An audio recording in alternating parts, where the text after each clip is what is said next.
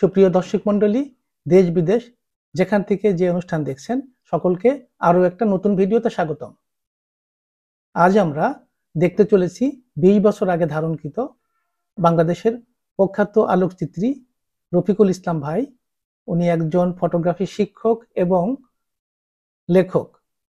অনেকগুলো বই তিনি বাংলাদেশে রিলিজ করেছিলেন। সেই সময় আমরা একসাথে হয়ে পাখি নিয়ে ভিডিও করব, আলোকচিত্র নিয়ে টিভিতে অনুষ্ঠান করব, এ বিষয়ে আমাদের প্রচেষ্টা শুরু হয়েছিল। বেশ কয়েকটা ভিডিও আমরা তৈরিও করি, কিন্তু কোনো কারণে, ব্যস্ততার কারণে সেই সমস্ত ভিডিওগুলো টিভি কর্তৃপক্ষের অনাগ্রহের কারণে আমাদের ভিডিওগুলো রিলিজ করা হয়নি, যেগুলো আমাদের আর্কাইভে সংরক্ষিত রয়েছে। কালের বিবর্তনে 20 বছর পেরিয়ে গেলেও ভিডিওগুলোর গুরুত্ব একই রকমভাবে রয়ে গেছে। ইতোমধ্যে টেকনোলজির অনেক আপগ্রেড বা উন্নতি হয়েছে।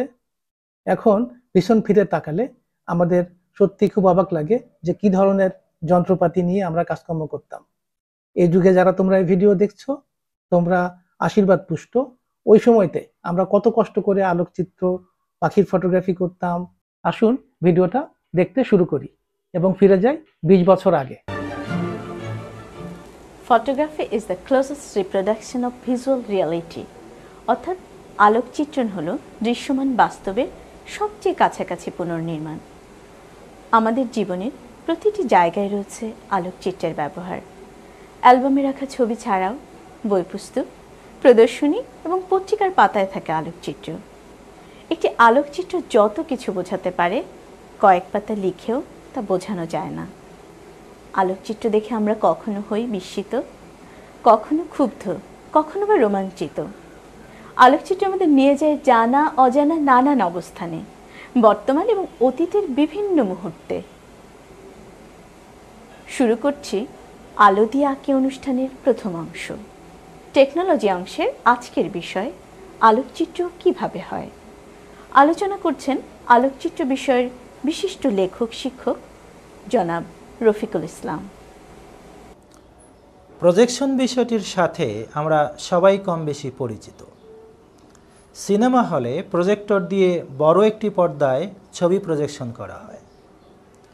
এখানে প্রজেকশন হয় প্রজেক্টর থেকে বাইরে। আমাদের চোখগুলো এক ধরনের প্রজেক্টর। আমাদের চোখে প্রজেকশন হয় বাইরে থেকে ভেতরে। বাইরের আলোকিত দৃশ্য আমাদের চোখের বিশেষ সেন্সরের উপর প্রজেকশন হলে দৃশ্যটি আমরা দেখতে পাই। ছবি তোলার প্রধান যন্ত্র ক্যামেরা আমাদের চোখের মতোই একটা প্রজেক্টর। যে বিষয়টির ছবি তোলা হয় তার একটা শার্প প্রজেকশন লেন্সের মাধ্যমে ক্যামেরার ভেতরের ফিল্মে গিয়ে পড়ে। অবশ্য ফিল্মে প্রজেকশনটি তখনই গিয়ে পড়ে যখন ক্যামেরার শাটার রিলিজ বাটনে চাপ দেওয়া হয়। ছবি তোলার জন্য যে ফিল্ম ব্যবহার করা হয় তার উপর আলোক সংবেদনশীল পদার্থের লেপন বা ইমালশন থাকে। এর উপর যখন দৃশ্যের প্রজেকশন পড়ে তখন একটা সুপ্ত ছবি তৈরি হয়ে যায়, যা ল্যাবে প্রসেসিং হয়ে নেগেটিভে পরিণত হয়।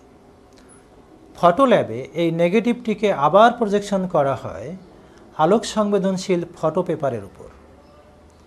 এই পেপারটিকে বিশেষ কিছু কেমিক্যালে প্রসেস করে যে ছবি পাওয়া যায় তা আসলে ওই নেগেটিভটিরই নেগেটিভ। আর ওই নেগেটিভের নেগেটিভ হলো আমাদের চিরচেনা পজিটিভ ছবি। নেগেটিভ ফিল্মের মাধ্যমে যেভাবে ছবি হয় তা খুব সংক্ষেপে বলা হলো। এর মধ্যে আরও অনেক বিষয় রয়েছে যা ফটোগ্রাফির বই পুস্তক পড়ে কিংবা শিক্ষা প্রতিষ্ঠানে গিয়ে জানতে পারেন। ডিজিটাল ফটোগ্রাফি কিভাবে হয়, আগামী অনুষ্ঠানে সে বিষয়ে আমরা আলোকপাত করব। দেখতে দেখতে ফুরিয়ে এলো আমাদের সময়। হ্যাঁ, অনুষ্ঠানের মাধ্যমে ফটোগ্রাফি বিষয়ে কোনো কিছু জানার থাকলে এই ঠিকানায় লিখুন। আলো দিয়ে আঁকি, 155/2 ডিআইটি এক্সটেনশন রোড, 3য় তলা, ফকিরাপুল, ঢাকা। আশা করি আমাদের এই অনুষ্ঠান আপনাদের ভালো লেগেছে। আগামী অনুষ্ঠানটি হবে 2রা জুন শনিবার 2006। সেদিনও থাকবেন কিন্তু।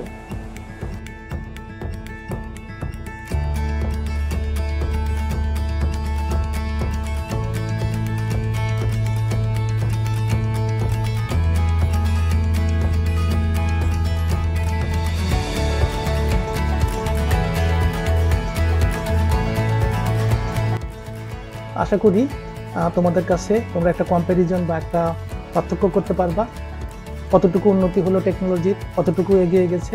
আমার ব্যক্তিগত ধারণা মতে টেকনোলজির পার্থক্য আসমান জমিন বা আকাশ পাতাল। আশা করি আমাদের অনুষ্ঠানটা উপভোগ্য হয়েছে। ভিডিওটা কেমন লাগলো জানিয়ে ঝটপট আপনার মতামত কমেন্টে জানিয়ে দিন। এই ধরনের কন্টেন্ট নিয়মিত পেতে আমাদের ইউটিউব চ্যানেলটি সাবস্ক্রাইব করে পাশে থাকা বেল নোটিফিকেশন অন করে দেওয়ার জন্য বিনীত অনুরোধ জানাচ্ছি।